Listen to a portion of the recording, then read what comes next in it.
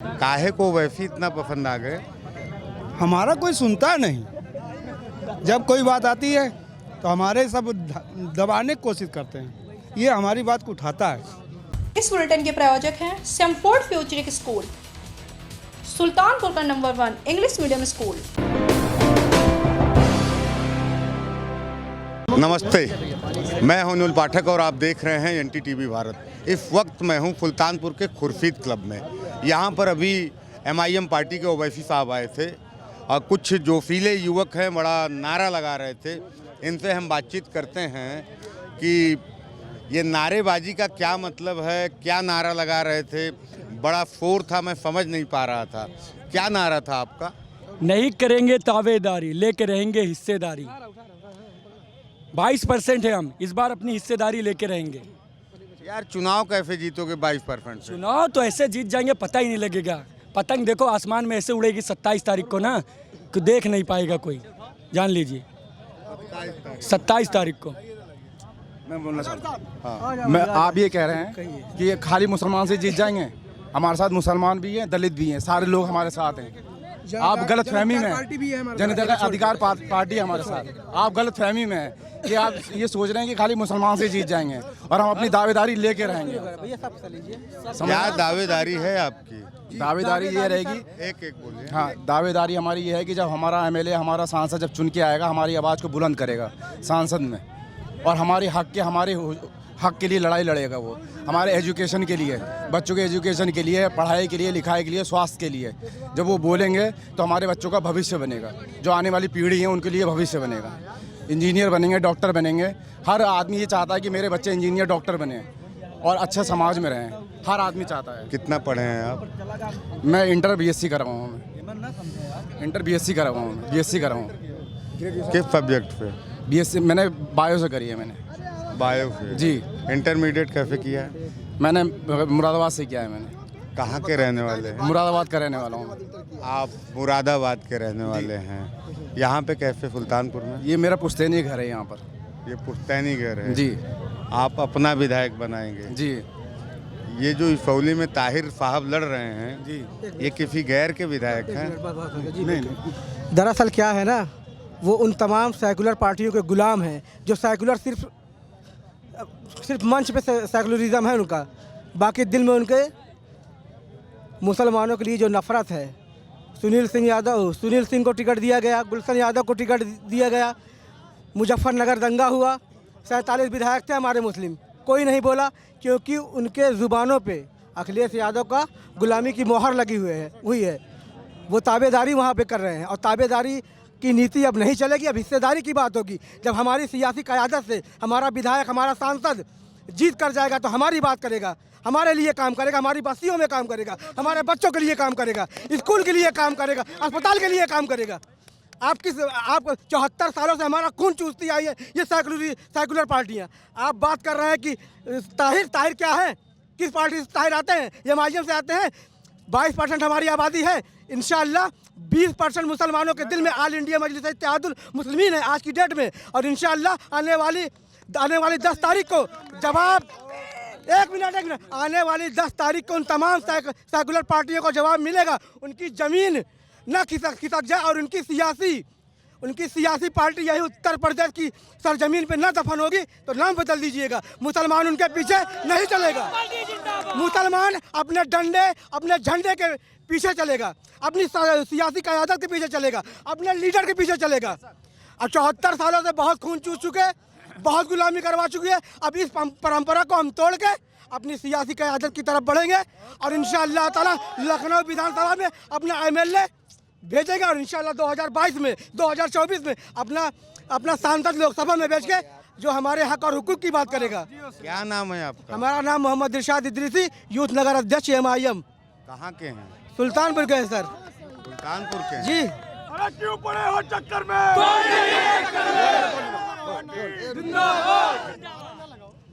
जितनी सेकुलर पार्टियां हैं आप उनको 2022 के चुनाव में दफन कर देंगे। उनकी सियासी नीति को दफन कर देंगे। जो मुसलमानों की बस्तियों में आते हैं और मंचों पे खड़े होकर सुहाने सुहाने ख्वाब दिखाते हैं और 5 साल नजर नहीं आते। जब दाढ़ी पे बात आती है तो नहीं बोलते, टोपी पे बात आती है नहीं बोलते, लिंचिंग होती है नहीं बोलते, हिजाब का मुद्दा आता है नहीं बोलते। तो भारतीय जनता पार्टी का क्या करेंगे? जब भारतीय जनता पार्टी को हमने कभी वोट ही नहीं दिया। जिसने वोट दिया उसकी जिम्मेदारी है कि वो जिताए। मुसलमान ने न कभी वोट दिया है न वो ठेका लेगा कि उसे जिताने का। हम बीजेपी को हराते हम खुद हार गए, हमारी बस्तियां हार गए, हमारे बच्चे हार गए, हमारे भाई हार गए। इतना तेज काहे बोल रहे हैं?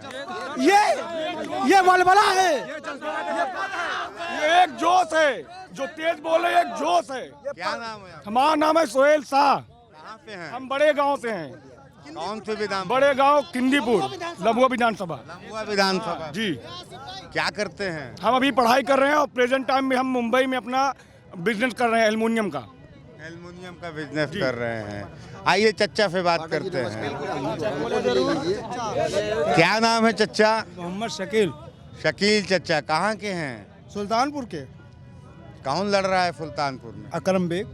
अकरम बेग। आप तो पीला गमछा पहने हैं। गंगा जमुनी तहजीब की ये तो निशानी है। क्या हो रहा है इस बार? बहुत बढ़िया हो रहा है। किसकी लहर है? अवैसी की लहर है। ओवैसी की लहर है। काहे को ओवैसी इतना पसंद आ गए?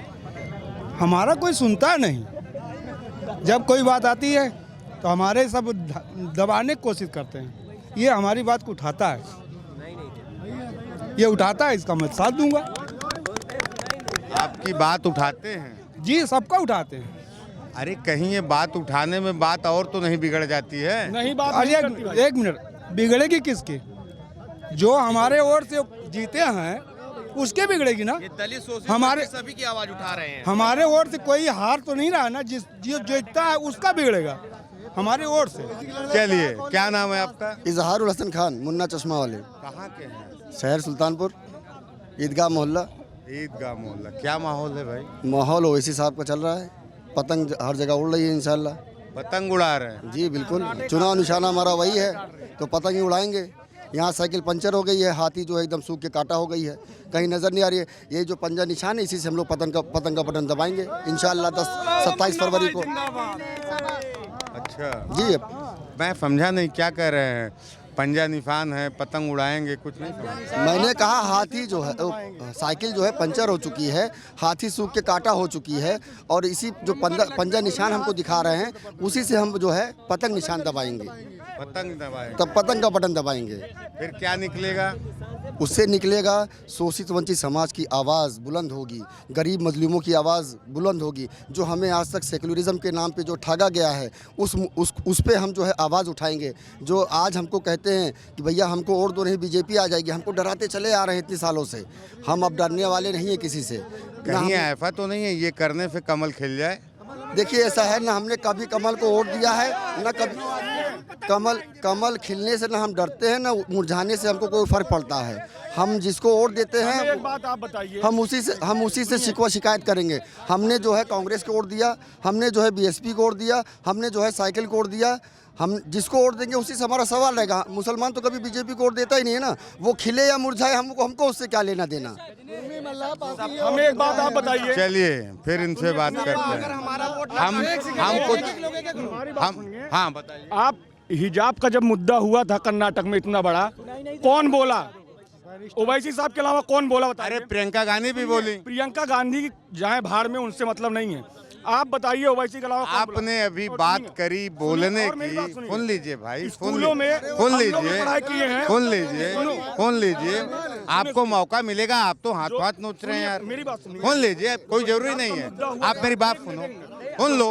नहीं, पहले हम बोलेंगे फिर आप सुनेंगे।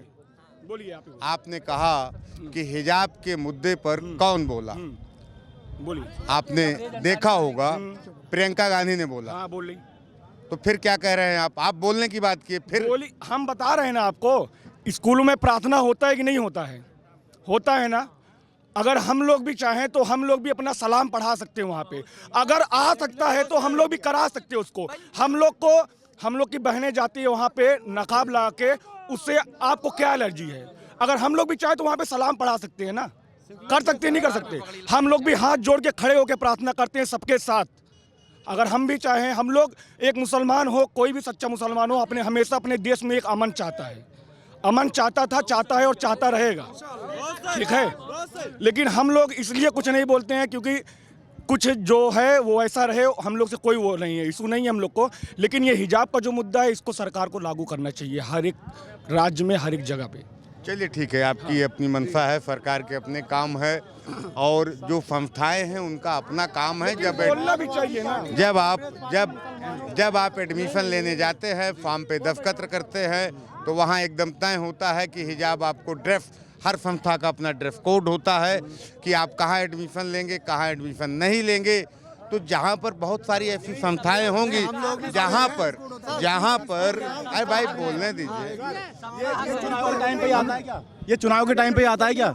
ये ड्रेस कोड वगैरह, ये हिंदू मुसलमान, ये सब चुनाव के टाइम पे निकलता है। कौन कर रहा है ये सब बीजेपी वाले कर रहे हैं, सब ये बीजेपी वाले कर रहे हैं, सब ये हिंदू मुसलमान, ये सब बीजेपी को ठीक करने के लिए क्या करेंगे आप? सब अपने अपने कायद को मजबूत करेंगे ना। तो जब आप पतंग उड़ाएंगे तो कमल खिल जाएगा। आप बताइए ना। देखिए, एक मिनट भैया, हिंदू मुसलमान एक मिनट रुको। हम एक मिनट भैया, देखिए, बिहार लड़े हैं, बिहार लड़े हैं, कमल खिला वहाँ, किसके कहने पे खिला है? हम 25 सीट लड़े थे सिर्फ, और 19 सीट लड़े, 19 सीट लड़े थे। 110 पे आरजेडी जीती है, 125 पे लालू, और 125 में नीतीश, और बीजेपी जीती है। अगर आप कह रहे हो कि हमारे वजह से हारे, तो 125 सीट आप क्यों हार गए वहाँ पे? पहले इसका जवाब दीजिए हमें। मुंबई हम लड़े, वहाँ बीजेपी हारी है, ठीक है। बिहार लड़े, वहाँ भी बीजेपी नहीं है, नीतीश की सरकार है, नीतीश और इनकी सरकार है। और हम वहाँ लड़े, बंगाल लड़े, वहाँ पे भी बीजेपी हार गई। हम हैदराबाद लड़े, वहाँ बीजेपी हार गई। तो बीजेपी आई कहाँ है? और यहाँ रही उत्तर प्रदेश की बात, तो समाजवादी पार्टी लड़ी, यहाँ बीजेपी आई, ठीक है। और मध्य प्रदेश लड़ी कांग्रेस, वहाँ बीजेपी आई। तो बीजेपी तो ये लोग ला रहे हैं बड़े भाई, हम लोग नहीं ला रहे हैं। दूसरी चीज़, यहाँ का जो 10 साल पहले संडा विधायक थे, वो अपने बूथ से नहीं जीत पाता है। वो 1,40,000 मुसलमानों को वोट से जीतेगा क्या? सिर्फ वो 1,40,000 मुसलमानों, और वो मुसलमानों को कहता है कि वोट कटवा है। उसकी इतनी औकात हो गई है, वो मुसलमानों को कहेगा वोट कटवा है। अपना बूथ जीत के दिखाए, तब हम लोग वोट देंगे उसको। लेकिन इस बार सिर्फ पतंग उड़ाएंगे हम लोग, और कुछ नहीं उड़ाने वाले। दलितों का नेता है, जाट का नेता है, राजभर का नेता है, यादव का नेता है, तुम क्या मुसलमानों का नेता नहीं हो सकता? आम आदमी पार्टी लड़ रही है, भीम आर्मी लड़ रही है, सारी पार्टियां लड़ रही, क्या ये हिंदू वोट नहीं कटेगा? सिर्फ मुसलमान वोट पे क्यों प्रॉब्लम रहती है लोगों की? अगर अपना कायद आया है, अपना वोट चाह रहा है, पहले हम किराए के मकान पे रहते थे, अब हमारा घर हो गया है, पक्का हो गया है, और इंशाअल्लाह ताला सारों का घर बन गया है। अब की हम लोग MIM पार्टी को चुन के लाएंगे, और मिर्जा करम बेग को यहाँ से विधायक बनाएंगे इंशाअल्लाह ताला। एक मजबूरी थी, चलिए ठीक है, हम लोगों की एक मजबूरी थी, पहले हम लोगों की एक मजबूरी थी कि हम समाजवादी को देखते थे, BSP को देखते थे, या कांग्रेस को देखते थे। हमारे पास कोई ऑप्शन नहीं था। लेकिन हमारे जब बैरिस्टर OBC साहब इतने पढ़े लिखे हैं, तो हमको उनको क्यों नहीं चुनेंगे? हम ये बताइए, ये देश हिंदू मुसलमान करने से चल जाएगा? आप खुद बताइए इस चीज़ को। हिंदू मुसलमान से कभी ये देश चल जाएगा? जब हिंदू मुसलमान एक होकर इस देश को तरक्की के बारे में सोचेगा, कामयाबी के बारे में सोचेगा, तभी तो ये देश आगे बढ़ेगा। कब तक हम हिंदू मुसलमान के ये जाल में फंसे रहेंगे? ये बताइए, हम कब तक हिंदू मुसलमान की लड़ाई लड़ते रहेंगे? आप क्या कर रहे हैं? मैं भी तो वही कर रहे हैं। नहीं, हम अपने, हमारे साथ तो हिंदू मुसलमान, हिंदू भी साथ में है ना हमारे साथ।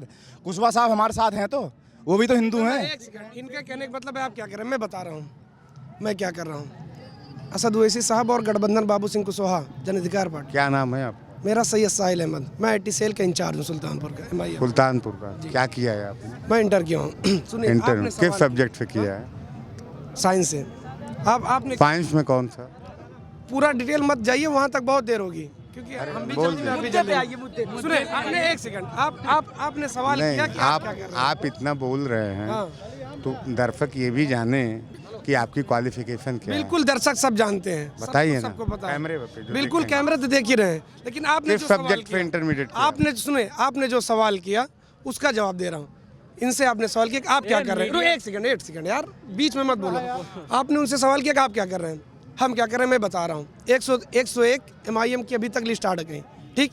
403 का गठबंधन, उसमें से 20% हमारे गैर मुस्लिम हिंदू भाई हैं, जिसमें से ब्राह्मण भी हैं, ठाकुर भी हैं, दलित भी हैं, हमारे यादव जी भी हैं, ठीक। और रही बात, आपने बहुत सवाल किया, पूरा मैं हर तरफ नहीं जाऊंगा, एक ही पॉइंट में एक ही सवाल एक ही जवाब। रही बात 87 और 88 का, यहाँ 3 सीट आई है, 2 MIM की, एक सैयद इस्लाम अली 190 में, ठीक।